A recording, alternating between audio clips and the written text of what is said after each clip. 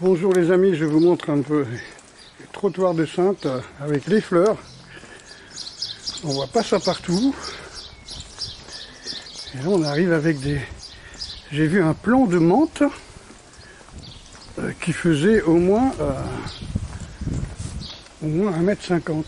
Et là c'est les roses trémières. Enfin, généralement les roses trémières, il y en a dans tous les jardins. Et elles peuvent monter jusqu'à presque 2 mètres. Donc là, les allées sont toutes fleuries. Et on est en plein centre-ville, hein, là, on est près de la gare, pour ceux qui connaissent.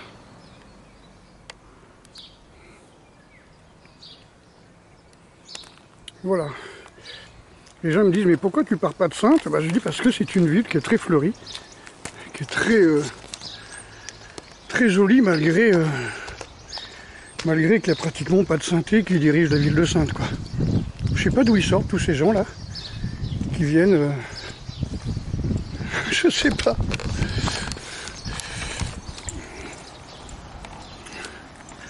Donc là, on est déjà passé par là, vous vous souvenez, c'est un coin où il y a énormément de fleurs sur l'allée.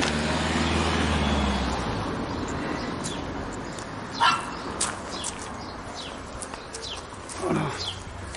Ça c'est encore un coin qui est magnifique. J'espère qu'on n'aura pas trop de vent. Bon, j'aimerais bien vous trouver un coin tranquille pour pouvoir faire cette vidéo. Il faut quand même que je vous parle un petit peu des derniers délires woke. Les gens, ils sont au gouvernement, il faut qu'ils montrent qu'ils ont fait quelque chose. Bon, ils ont fait quelque chose, faire quelque chose, ça coûte des ronds. Qui est-ce qui donne des ronds pour faire des conneries? C'est Soros et ses fondations de woke. Donc les derniers délires de wokisme de Bernstein, que vous connaissez sur le nom d'Elisabeth Borne, c'est d'aller obliger toutes les personnes qui sont dans les écoles à avoir une égalité filles-garçons en niveau de maths. Alors c'est quelque chose de totalement artificiel, ça n'a jamais existé. Il doit y avoir une raison, non pas du genre le cerveau des filles, c'est comme le cerveau des garçons, il n'y a pas de problème. Oui, peut-être qu'on a tous et toutes la capacité de faire des maths. Peut-être qu'il y en a que ça les intéresse moins que d'autres. Tu vois ? Quand j'étais à l'armée, j'avais la capacité de coudre mes galons. Mais il y avait des femmes qui étaient payées pour ça. Les seules femmes qu'on avait dans le régiment de parachutistes, c'était les couturières. Voilà, point. On les appelait les tailleuses, ironiquement. C'est elles qui ajustaient nos uniformes de sortie, etc. Donc, tout le monde jouait le jeu, quoi. Il y avait deux bonnes femmes, deux mamies. Tout le monde était content de leur apporter un petit peu d'argent et tout ça. Alors que les gens qui font leur service militaire, à l'époque, ils n'avaient pas grand-chose. Hein. Le SMIC était à moins de 1000 francs. Donc 150 euros. Bon, moi j'étais caporal-chef, donc j'avais à peu près l'équivalent du SMIC. Mais les autres, ils avaient pas grand-chose, quoi. Enfin, un parachutiste avait 400 francs. Comment dire, un caporal-chef avait l'équivalent de 1000 francs. Il me semble. Hein. Et ceux qui n'étaient pas parachutistes, ils avaient 200 francs. D'un autre côté, ils étaient nourris, logés, blanchis comme nous. Donc c'était effectivement de l'argent de poche. C'est pour ça que les filles allaient avec les parachutistes, parce qu'elles savaient qu'eux, ils avaient des sous.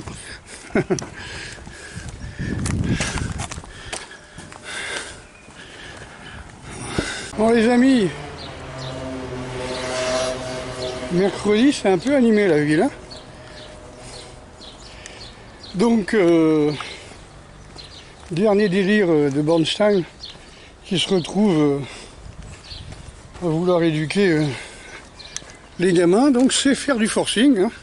C'est-à-dire aller renier totalement les dernières découvertes scientifiques, hein, qui prouvent qu'un cerveau de femme n'est pas comme un cerveau d'homme, Bah, sinon, elles auraient de la moustache et nous, on aurait des règles. Donc, si les hormones sont différentes, les tempéraments sont différents, donner beaucoup d'œstrogène à un homme et vous allez voir que son tempérament va changer, donner beaucoup de testostérone à une femme et vous allez voir que son comportement va changer. On voit ça dans le sport. Le sport qui au départ est fait pour les hommes par les hommes, puisque ça copie le principe des Jeux Olympiques où c'était les guerriers qui s'affrontaient. Les Jeux Olympiques au départ c'était une trêve, c'était les Jeux de Mars pendant la trêve, où les guerriers s'affrontaient pour montrer qu'ils étaient plus forts. Donc c'est clair que vous ne trouviez pas de femmes nues sur les champs, sur les stades, pour montrer leur supériorité au métier de la bagarre, tu vois. C'est-à-dire tir à l'arc, lancer, course de char.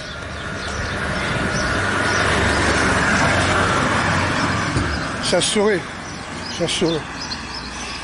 Donc, eh ben, les femmes, elles ont trouvé le truc, elles prennent les hormones masculines. Parce que c'est un truc physique. Après tout, quand on vous dit, ben, quand vous avez plus d'hormones masculines, quand vous avez plus de testo, ben, vous prenez plus de décisions, vous êtes plus enjoué, vous prenez vos décisions très rapidement, vous êtes plus créatif, etc., etc. Bon, tout ça, c'est lié aux hormones.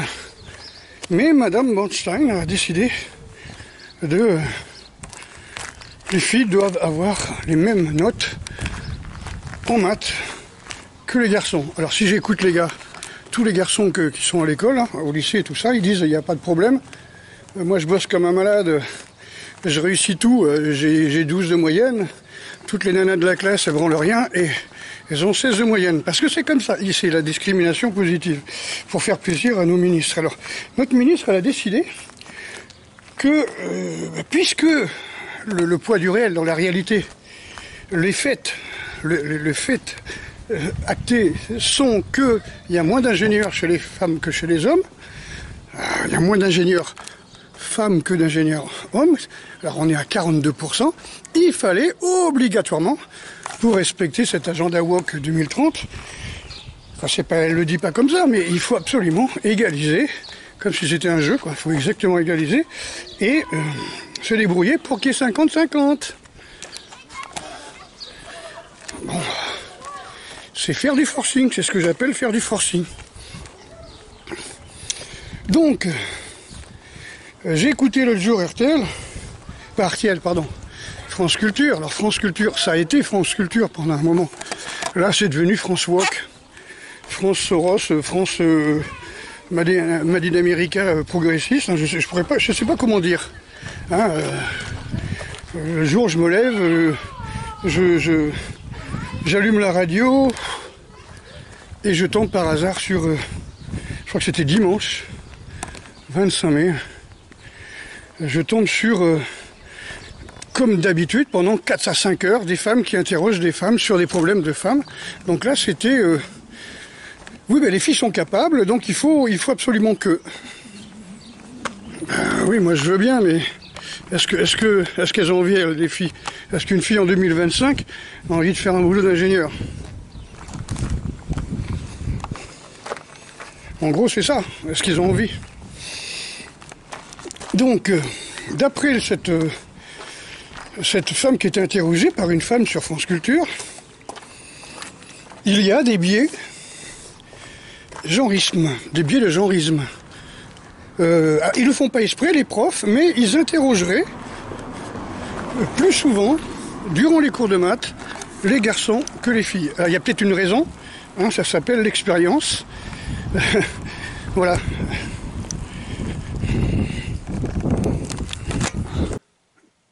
Bon, ben on va peut-être pouvoir y arriver, les amis. Ah, il y a le vent. Je sais pas, on me dit toujours, ah ben il fait beau, il serait temps que tu fasses des vidéos dehors, dans les bois, j'aime bien, dans la rue, tout ça. Ouais, mais ici, c'est une zone de vent. Tu vois. Sainte, c'est une cuvette, c'est une zone de vent. Donc, je continue. Si les professeurs, par expérience, éventuellement, auraient développé un biais de genrisme, en interrogeant moins les filles que les garçons, c'est peut-être parce qu'ils ont envie d'avoir des réponses quand ils posent des questions.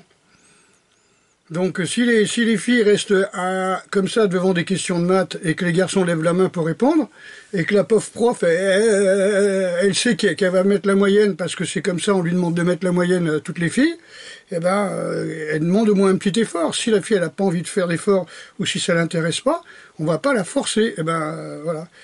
Donc il y a deux solutions, ou tu mets des super notes à toutes les nanas, c'est ce qui se passe en ce moment en sport, en plein de matières, d'après ce que j'ai compris, tous les ados qui m'écrivent, et puis le jour qu'il faut qu'elles trouvent un boulot, bah elles savent pas faire, parce qu'en fin de compte, ça, et sans le vouloir, elles ont triché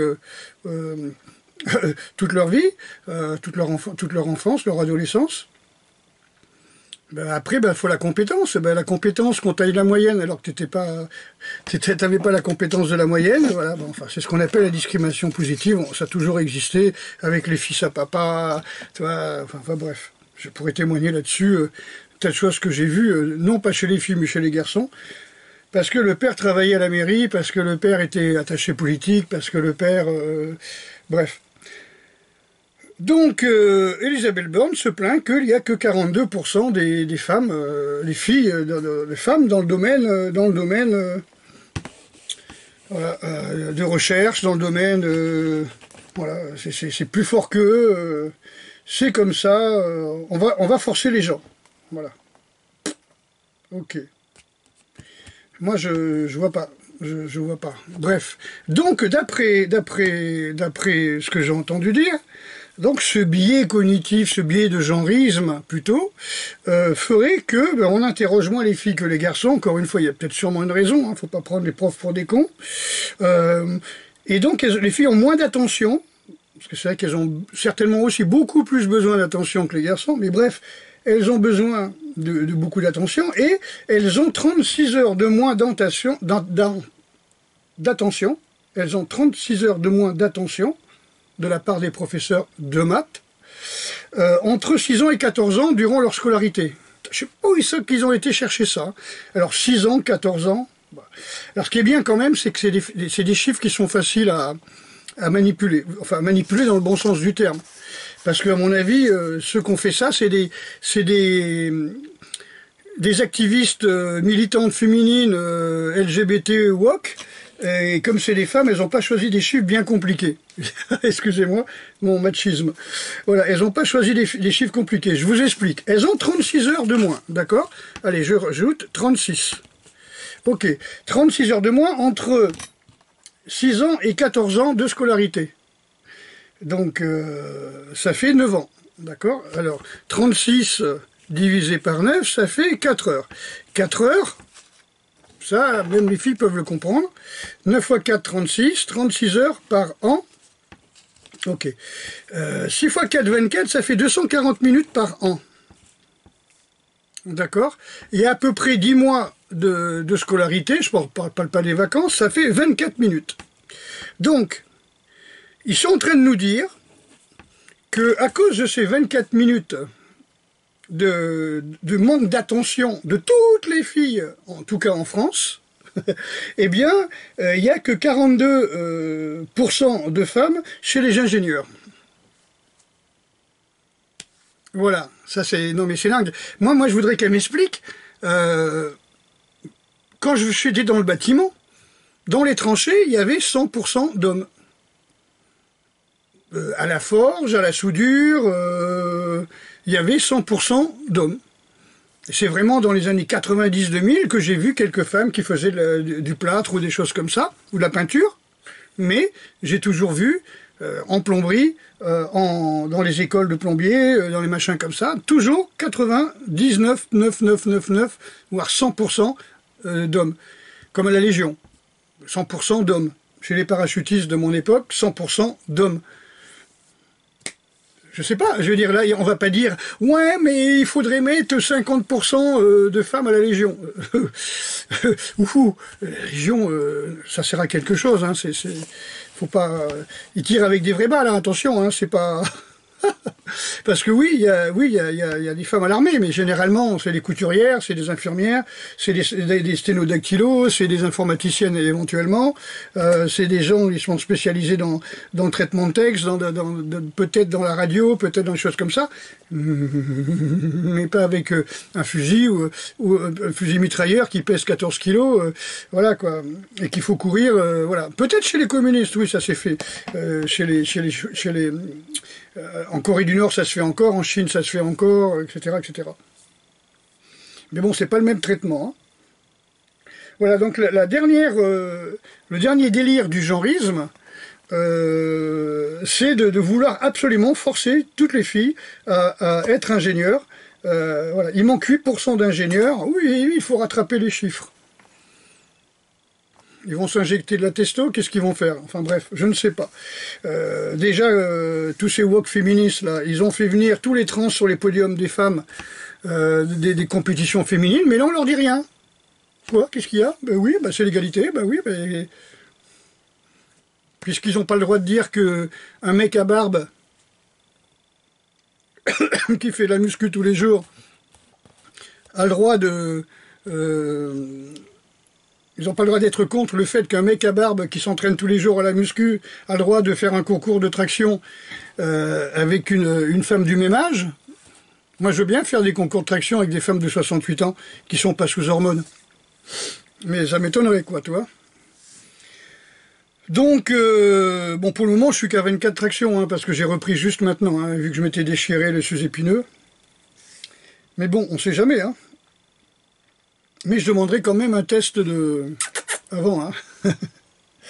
Donc les amis, voilà un petit peu où on en est avec ces délires de woke. Moi, qu'on laisse les filles rester des filles, qu'on laisse les mecs rester des mecs. C'est comme si tu dis, tu vas forcer les hommes à, je sais pas moi, à faire de la couture ou de la cuisine. Tu me diras, dans le métier de la cuisine, les plus grands chefs, c'est des hommes, et dans le métier de la couture, les plus connus, c'est des hommes. Bon, ça c'est encore quelque chose où les hommes ont supplanté le domaine qui était autrefois réservé aux femmes, quoi, si tu veux. C'est-à-dire, t'as un homme qui est là, qui décide et t'as 300 petites mains couturières qui bossent pour lui, enfin pour le couturier. Généralement, tous les gens te diront que les grands couturiers détestent les femmes. Souvent, c'est des homos, des pédophiles, des gens qui sont horribles. Ils sont horribles dans la vie privée, quoi. Évidemment, sur les plateaux TV, oh, il est gentil, il est merveilleux, etc. Laisse tomber, quoi. Enfin bref, je ne vais pas revenir sur ces affaires de la vilaine Lulu quand même. Hein. Voilà les amis, alors encore une fois, désolé pour tout ce qui était coup de vent dans la journée. Je voulais vous montrer des fleurs, je voulais vous montrer des plantes dans la ville, et la météo n'était pas là. Et par contre là, vendredi pour le stage, là, il va faire 30-31 degrés, ça va être quand même quelque chose d'intéressant d'aller dans les bois. Voilà, je trouve ça intéressant, voilà, quand il fait beau, de pouvoir faire des stages dehors. Donc le vendredi on est dehors, samedi, dimanche on est au dojo. Ok les amis, ben, je vous souhaite une bonne soirée. Puis n'hésitez pas à commenter, hein, si vous n'êtes pas d'accord, hein, que vous soyez homme, femme ou entre les deux. N'hésitez pas à commenter. Vous pouvez témoigner aussi de tout ce que j'ai eu comme témoignage dans les cours de gym, dans les cours de maths, de tout ce que tu veux à l'école maintenant. On force les profs à donner des bonnes notes aux filles. Tu vois, quoi qu'elles fassent. Bah sinon, c'est du féminisme mal placé, hein, voilà, etc. C'est bientôt, comme disait il y a pas longtemps, si t'es pas une femme noire, t'es mal barré en France, toi. C'est voilà, si t'es un homme noir et que t'épouses une asiatique, c'est magnifique. Regardez les pubs. Par contre, si t'es un blanc, le blanc de 40 ans a disparu. Toi, je regardais Sébastien, le comique là. Patrick Sébastien, qui disait « On m'a viré parce que j'étais un homme blanc de 50 ans ». L'homme blanc n'a plus sa place à la télévision. Et il a dit, la directrice des programmes a dit « Je me fous de ce que la télé représente la réalité, et la télé représentera ce que j'ai envie qu'elle représente ». Voilà, elle doit bien aimer les blagues, donc il faut qu'il y ait beaucoup de blagues dans tous les feuilletons, dans toutes les émissions de télé. Voilà, donc ce qui est incroyable, c'est qu'au début, bon bah voilà, quand il y a eu l'affaire du sida dans les années 80, bah il fallait mettre des homos sur tous les plateaux TV. Ensuite, c'était des homos qui dirigeaient carrément les émissions, comme Ruquier et d'autres. Comme il s'appelle, celui qui faisait la chance aux chansons, tu vois, des trucs comme ça. Enfin, ils s'en cachent pas. Hein. Et puis, c'était à la mode. Hein. Et puis après, maintenant, il a fallu mettre des femmes, des lesbiennes. Comment elles s'appellent, enfin, des actrices là qui jouaient avec Palmade et tout ça, Robin et compagnie. Voilà, tout le monde le savait, tout le monde s'en foutait. Et après, il a fallu qu'elle revendique. Et alors là, la haine des hommes. Enfin bref, ça a été une horreur. Et maintenant, bientôt, tu auras que des femmes noires, lesbiennes, qui revendiquent Black Lives Matter, comme dans les années 70, avec la coiffe comme ça, je sais pas moi, avec quoi? Parce que je veux dire. Personne nous emmerde. Par exemple, tous les Asiatiques, aucun Asiatique revendique quoi que ce soit. Et comme j'ai dit, moi, quand je vais au Japon, je m'attends pas à voir 3 blacks, 2 homos, un pédophile, une lesbienne sur un plateau TV au Japon. Je vois des hommes en costume, je vois des femmes en costume, et puis voilà. Et ce sont des Japonais.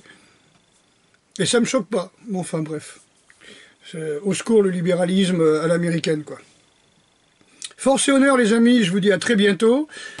Pour ceux qui sont les membres de la chaîne, donc 1, 2, 3, niveau 1, 2, 3, ce sera ce soir. Je ferai vers 20 h le live. À très bientôt.